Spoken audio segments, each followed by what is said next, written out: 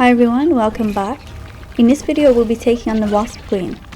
Now, whenever I've faced her in the past, it's felt like an impossible task. I've very quickly been overrun with wasps, getting hit from all sides, and before I know it, I'm dead. So I thought we'd test out 5 different builds today to see which ones work and which ones don't. But before we get to that, let's take a look at some stats for the Wasp Queen. A lot of people say she's easier than the Broodmother, but harder than the Mantis. I have to disagree with this. First of all, I felt like she was impossible the first time I fought her, and I died so many times. But if you compare the stats, it's clear that she's tougher than the Mantis. First of all, she has more health than the Mantis. Secondly, she has a much higher damage resistance in phases 2 and 3 compared to the Mantis. She also has a higher stun threshold. If you look at her attack damage, it doesn't look that bad compared to the Mantis, but the Mantis doesn't have adds. He doesn't summon anything in to help him fight. The Wasp Queen does. She summons wasps and wasp drones, which are so hard to kill, do a fair bit of damage, especially when you've got 2 or 3 of them on you, and the drones actually heal the queen as well. So it might look like she does less damage, but not when you add in the wasps that she summons. Moving on to weaknesses and resistances, I'd say they're fairly well matched here. They're both 25% weak to salty. The Mantis is more resistant to more attack types, but he has a weak point which the Wasp Queen doesn't have, so I'd say it balances out. If we look at the inflicts, the Wasp Queen has 3 and the Mantis only has 2. For status effects inflicted, the Mantis has 4, but the Wasp Queen has 6.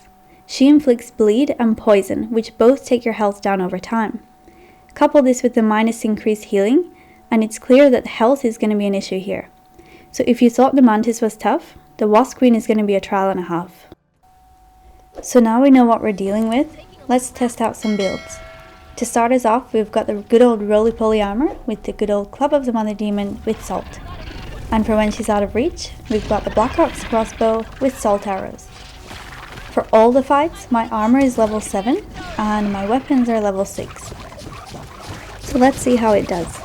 To summon her, you'll need a BBQ medley. If you don't have the recipe for that, you can check out my video on it.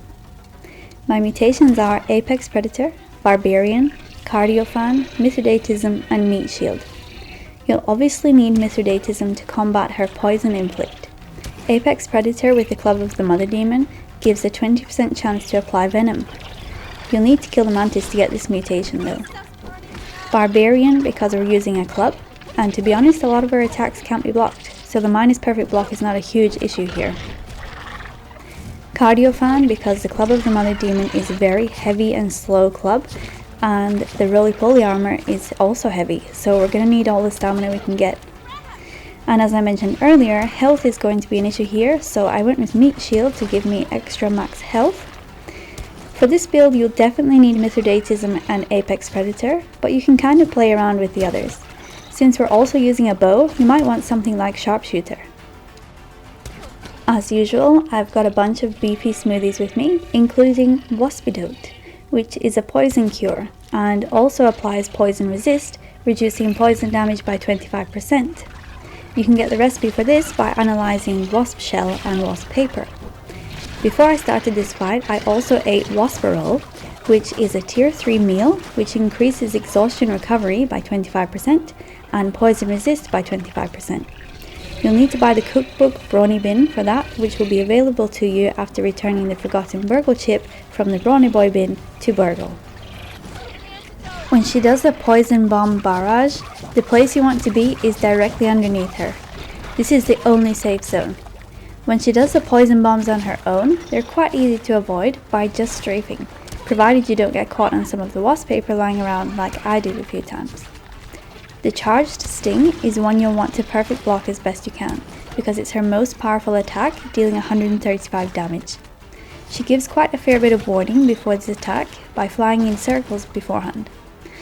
I think I only managed to perfect block this once in all the fights though. There are several times throughout the fight where the Wasp Queen will land on the ground for a while and you can just attack her freely without taking damage. Be careful though, because when she lands, she will always try to land on you, and if she does, it deals 80 damage, so you'll want to try and avoid that. I found the wasps quite hard to hit with the arrows, especially the drones, so I mainly used the club for them. Whenever the queen landed, they usually kindly stayed within reach, so this was quite effective. You'll notice her health did go down quite a lot with the venom inflict thanks to Apex Predator. This is really useful because while you're fighting the wasps and the wasp drones, the queen is still taking damage. And it works the other way too. Sometimes I landed a hit on a wasp or a drone, then they flew out of range, but because of the venom they were still taking damage, and sometimes they even died from it. Upon death, the Wasp Queen drops 2 wings, the Wasp Queen head, and 5 to 8 Wasp Queen chunks. You'll also get the Bardic Inspiration mutation, which we'll discuss later. Analyzing her head will give you the recipe for a new smoothie called Boss Sauce. Analyzing the wing gives you the recipe for Bard's Bow, and analyzing the chunks gives you the Wasp Queen mount and the stuffed Wasp Queen.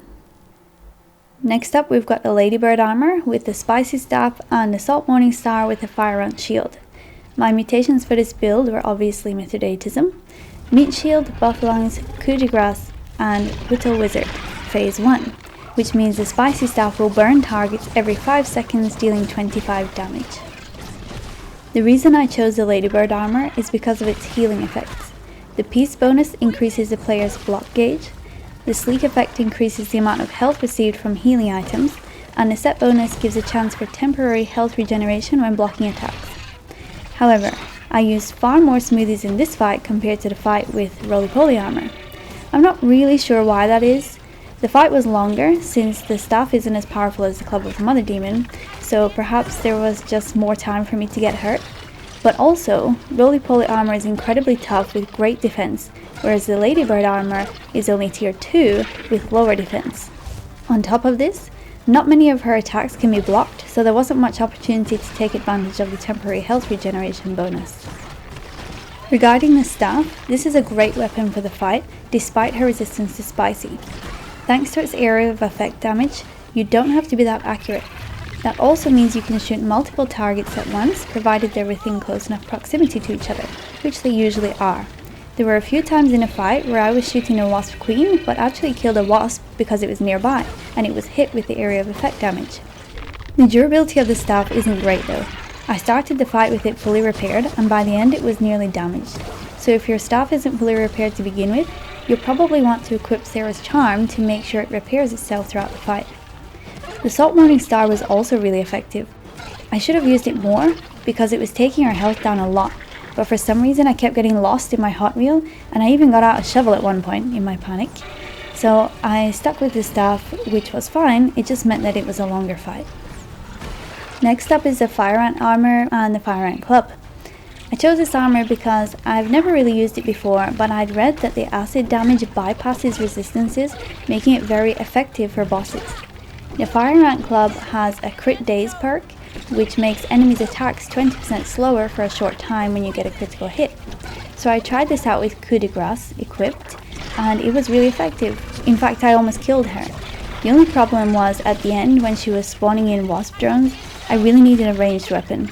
I thought I could just ignore them and focus on the queen like I did with the Club of the Mother Demon, but they kept healing her, and by the end it was just cancelling out my attacks, so I decided to add a ranged weapon. I had tried the Sour Staff on wasps before and found it to be less than useless, but I thought it would be more effective in an enclosed space where the projectiles could ricochet and do multiple hits. I was wrong. With the wasps moving so quickly, the Sour Staff's projectiles being so slow, it was near impossible to hit them. The projectiles did ricochet and do some damage, but it wasn't anywhere near enough. When I eventually made it to the stage with the wasp drones, as expected, it was far too slow to kill them, and as a result they were able to keep healing the queen. It's worth noting that charged shots from the Sour Staff obviously do more damage, but the projectiles are also bigger, making it easier to hit targets. However, it takes 5 seconds to charge, which is just ridiculously long, and if you get stunned while charging, it cancels it. A lot of the wasp attacks do cause stun, so this happened quite a few times and I just found it unusable.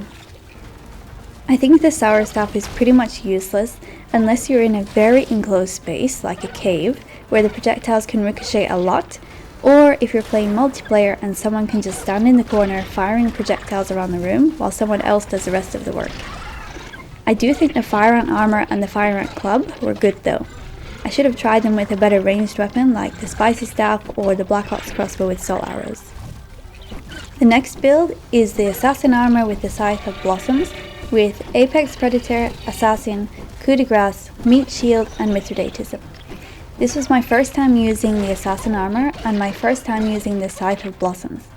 I really hoped they would be great because first of all, they're so expensive to make, and secondly, they look so cool, so my hopes were very high, and I have to say, they didn't disappoint.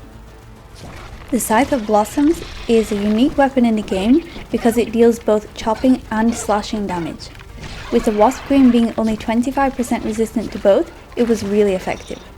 Despite not looking like it, the Scythe of Blossoms is a dagger, meaning it benefits from the Assassin mutation, inflicting bleed to targets. With Apex Predator equipped, its swing speed is increased by 25%. In the latest update, they have slowed the swing speed of the Scythe, but this was filmed before that was released. It also has the Yoked Blows bonus, meaning critical hits do double damage. This coupled with the Coup de Grace mutation was a great combo. But on top of this, the assassin armor is heavily focused on critical hits. Its piece effect applies bleed to critical hits. The set bonus is critical chain, meaning critical hits increase the chance of getting another critical hit on the next attack. And its sleek effect adds stun to critical hits. So you can see how this armor, combined with the Scythe's bonus of double damage on critical hits, and Coup de Grace increasing the chance of getting a critical hit, is kind of unstoppable. So I'm not surprised they nerfed it really. This was a very comfortable fight. It was fast, powerful, and I felt awesome. Much like the Venom Inflict with the Club of the Mother Demon, the Bleed Inflict was great against the Wasps because I only had to hit them once and then they would bleed out. I only have phase 1 of the Assassin mutation by the way, so if you've got it on phase 3, this would be even easier for you. The final build is also incredible, but you'll need to kill the Wasp Queen first to use this.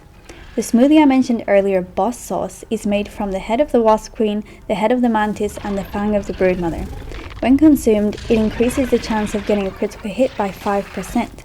So if you want to make a bunch of these smoothies, you'll need to kill the Wasp Queen a few times, so it's worth knowing how effective this build performs against her.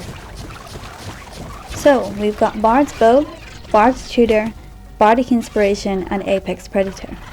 So Bard's Bow is faster than the Black Ops crossbow, but does less damage, so it works out about the same damage per second. However, Bard's Bow has a bonus effect, which lowers enemy aggression towards the player over other sources. This isn't much used in a boss fight though. With the Apex Predator mutation equipped, the bow has a chance to spawn in a friendly wasp which will attack foes and die after landing a hit. You'll see in the fight that it does spawn in quite regularly and does a decent amount of damage too. Bardic Inspiration is a mutation gained when killing the Wasp Queen, whereby shots have a 25% chance of applying one of 3 buffs to the player. The first increases critical hit chance by 10%, the second increases damage of all attacks by 20%, and the third reduces damage taken by 25%. Bard's Tutor is an armor piece that has a perk of Bardic Discouragement, which is kind of the opposite of the Bardic Inspiration mutation we just talked about, whereby charged bow shots have 25% chance to reduce enemy attack damage by 20% for 10 seconds, or a 10% chance to lower their damage resist by 20% for 10 seconds. It also has the perk Waspoid, whereby wasps and wasp drones are neutral to the player. I was sad to discover that this doesn't work during the boss fight though. Upgrading Bard's Tutor down a sleek path gives another bonus whereby attacks have a 50% chance to inflict bleed that deals 5 damage every second for 10 seconds. If the Bardic Inspiration mutation is equipped, there is a 25% chance to apply a healing bonus whereby the player receives 5 health every 2 seconds for 10 seconds. Just like the Scythe, the Bleed Inflict meant that the wasps were just falling out of the air after one shot. Since Bard's Tutor is only one piece of armor, I decided to wear the Ladybird armor for the body and legs to give me that extra healing bonus. It was really effective. Again, this build felt very powerful and it was simple and easy. I highly recommend it. Overall, I'd say the Scythe and Bard's Bow were the most fun. They felt very powerful and the fights were fast and easy. The Club of the Mother Demon was probably the fastest fight overall due to its sheer power, but it was a bit more difficult and obviously it's very heavy build, so it felt quite cumbersome. The spicy staff was probably the easiest due to being ranged and having the area of effect damage, so if you think you're not very good at fighting or you're not the most accurate shot, that might be the weapon for you. The fire ant club was alright, it did the job, but there are better choices out there. Don't even bother with the sour staff here, it will just make you want to rip your hair out. So, good luck fighting the Wasp Queen. Let me know in the comments what build you used to fight her. Thank you so much for watching, I hope this video helped. If you liked it, please leave a like and subscribe for more. I'll see you in the next one. Bye!